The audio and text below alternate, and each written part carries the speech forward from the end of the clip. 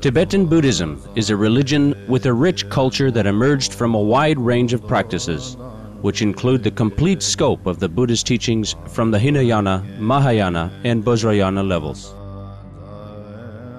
Different groups belonging to Tibetan Buddhism include the Nyingmapa, founded by Padmasambhapa, Kagyupa, founded by Tilopa, Shakyapa, founded by Gonsok Yopo and his son Gunga Ningpo, and Gelugpa, founded by Tsongkhapa Lobsang Drapa.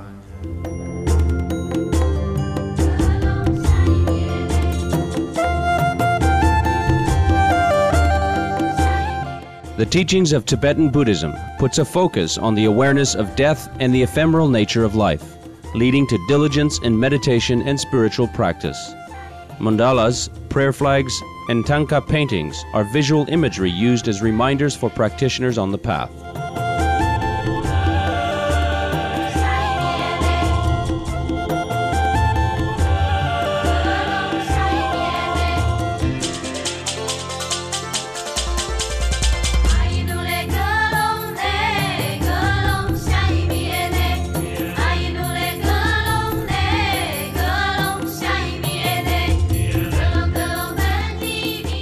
One of the renowned masters of this religion is Milarepa.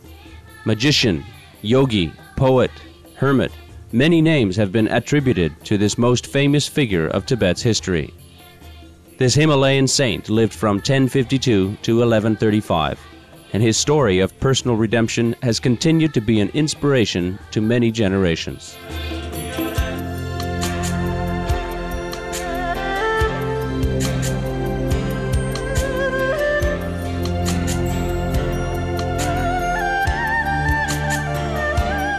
Through songs called dohas, Milarepa imparted divine teachings on spiritual devotion and wisdom.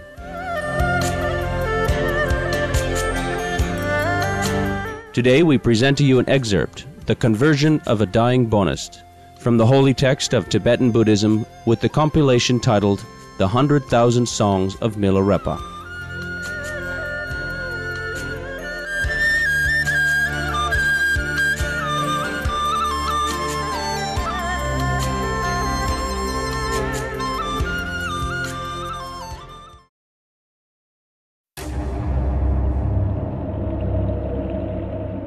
This is the chapter of my song, the chapter of divining by the stars. Reading the chart, the soothsayer prophesies, for these 22 people the omen is bad indeed. From the time of no beginning, on the foundation of samsara or cycle of reincarnation and nirvana or highest paradise, was set up a stove of mental blindness.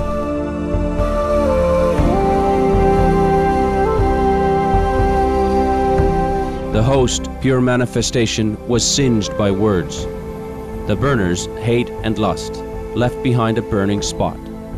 Because of stove, fire, and burning spot, the Wisdom Father God left the house and went to heaven. The local god of the great bliss withdrew and disappeared. The conquering god of self-awareness also went away. Because these three great gods withdrew, the demons could send forth afflictions.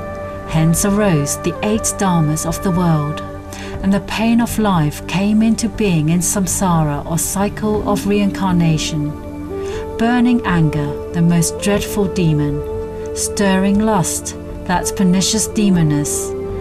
Blind ignorance, the fierce dragon demon. Stinging jealousy, the demon called Sanriks. Egotism and prejudice, another named Rito Legs.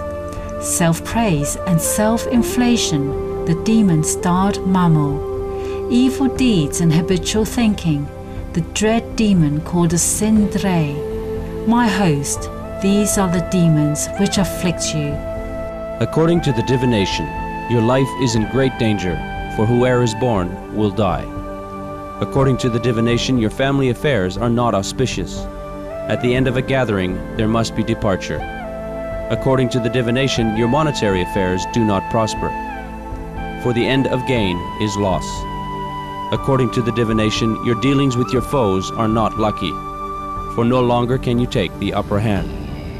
To reverse these evil omens, let us hold a bond service. This is the 4th chapter of my song. the ominous divination of your life. Now I, the yogi, will chant a Bon prayer for you.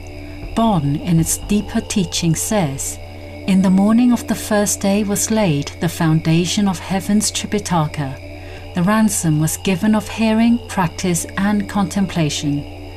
The sacramental offerings of pure precept are now prepared, and the hymns of the 4 tantras now are chanted. The initiatory gift which frees from craving is presented.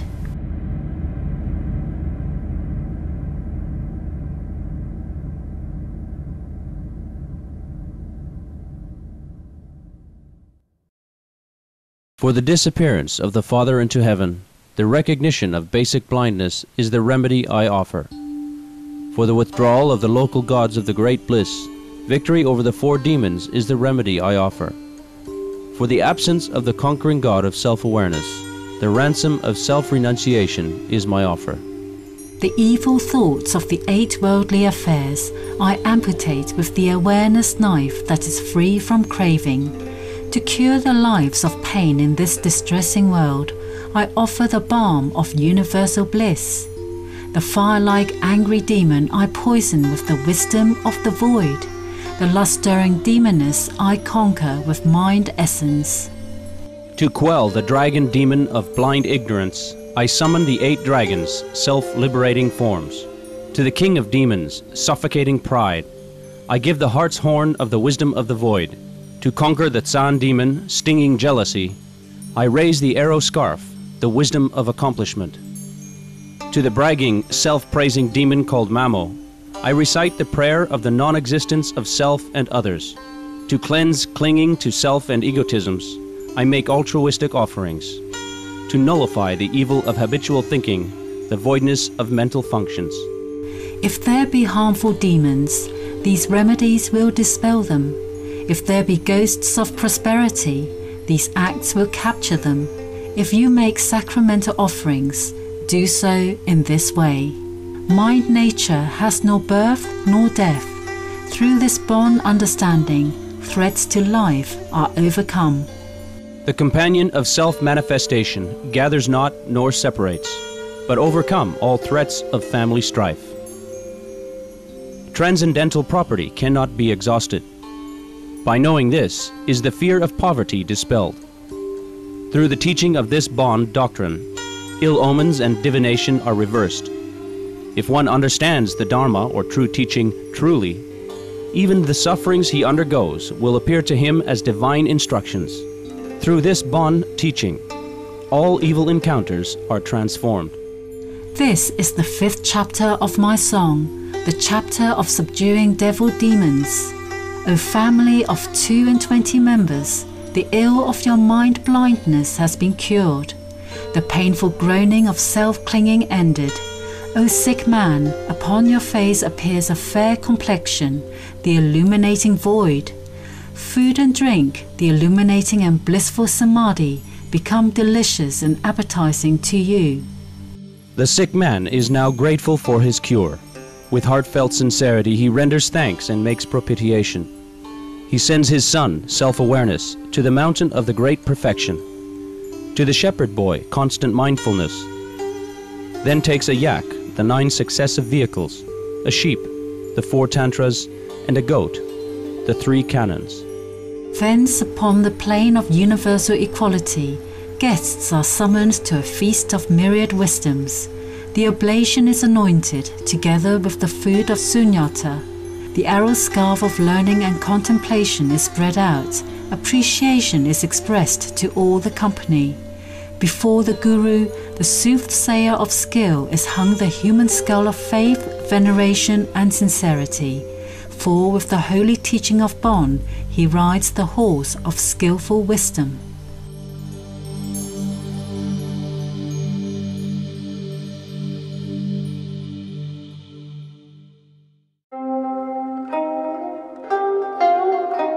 To the all-perfect Bon body, he offers a yak of the 9 successive vehicles. To the conquering gods, the 5 nirmanakayas, or perfected beings who renounce nirvana and choose a life of self-sacrifice, becoming members of that invisible host which ever protects humanity within karmic limits. He offers a sheep of the 4 tantras. To the life god, the transformation body of Tathagata, he offers a Tripitaka, or Buddhist canon of scriptures, goat. To the goddess of medicine, who cures all diseases, he offers a sacrificial meal of the four immeasurables, or friendliness, compassion, sympathetic joy, and even-mindedness. Such are the sacrifices and propitiations. This is the 6th chapter of my song, the chapter of propitiation and sacrificial offering. Now is the time to speak a few propitious words, words surely to be heard by all the Buddhas. The precious ones do not appear on earth, but stay in Dharmatatu, or realm of truth, while my Guru adorns me by sitting on my head, and my brothers in the Dharma or true teaching sit in rows before me. The first thing one should remember is the transiency of life. Then he should read the lives of the holy saints. Next, he should study the simple or comprehensive sutras, choosing them to meet his own requirements. Then he should contemplate on the instructions. If in this song I have hidden anything from you, if my preaching has been unsound and incomplete, if I have transgressed and misrepresented anything, I beg forgiveness from the holy ones. Milarepa then continued, Now it is time for me, your host, to sing a song of pride. At first, when I had contracted this disease, I sent for a diviner, a yogi of devotion. As he revealed the divination, unsparingly I offered the sacrificial ransom. When he performed the ritual of offering, I realized he was indeed a free-handed yogi, for his riches were truly inexhaustible. Then he served the feast and entertained his guests with all propriety. I became aware he was an experienced yogi. When he spoke after the dinner, he proved that he could teach us all. When the feast was over, he gracefully gave thanks. Lastly, he wished for the final liberation of all men. Oh, who is this Bon? Of whose Bon is he? He is the Bon whose family numbers 2 and 20. He calms the fears of those who are besieged. He is the Bon who removes malignant pressures. This is my little after-dinner song. O guests, drink ye and be drunk with the wine of reality. In a happy mood, let us sing and sport and play. It is happy to be blessed and a joy to meditate. Cheerful, cheerful are these after-dinner words. May all rejoice, be joyous and full of mirth, happy to shout and cry under the blessing. Ever then be joyful under the grace of your gurus. So Milarepa sang, mimicking the Bon way of chanting. Hearing it, the sick man was blessed and cured. Sons, daughters, servants, and friends, including some learned lamas, were so delighted that one could hardly describe their joy. The villagers declared, "It is indeed miraculous to revive a dying man. The blessing of Dharma or true teaching is surely greater than that of the Bons." An unalterable faith in the Jetson arose in them all. The rich man then addressed the Jetson, saying, "Dear Lama, your preachings were all Buddhist. They were not of Bon. I have always been a follower of Bon and believed its teachings, but now I will become a Buddhist and put my whole faith in Buddhism, I and my sons and all my family and household." The Jetson gave assent, and thus the whole family, including the father with his 8 sons, became Buddhists. Among the sons was one who had been an expert in Bon, which he had mastered to a perfect degree and in which he thoroughly believed. But after his father's cure, an immutable faith toward the Jetson and Dharma or true teaching awoke in him. He said to Milarepa, "Outwardly, the practice and words used by Bon and Dharma or true teaching appear alike, but the compassion and grace are different, and so are the achievements. Bon practices are greedy and covetous. In whatever ceremony is held, at least one living being will be slaughtered as an offering." The gods we worship are worldly. When a follower is about to die, he has no real assurance within himself. His heart is filled with fear and confusion. From now on, I will renounce Bon and become a Buddhist. Please accept me as your servant disciple and allow me to go with you. It occurred to Milarepa that this man was a well-destined person. He therefore took him for a disciple and granted him the initiations and pith instructions. Eventually, this young man attained liberation and all the accomplishments. He became known as Shemgom Ripa, one of the close disciples of Milarepa.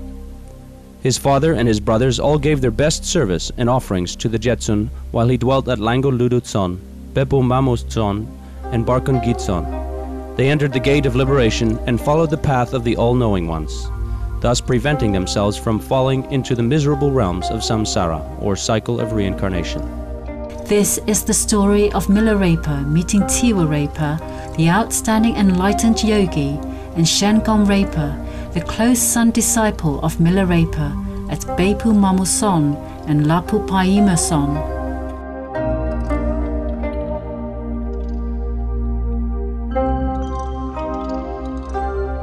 We appreciate your loving company for today's episode of Between Master and Disciples. Please stay tuned to Supreme Master Television for Animal World, our co-inhabitants, up next, right after noteworthy news. Farewell, and heaven bless.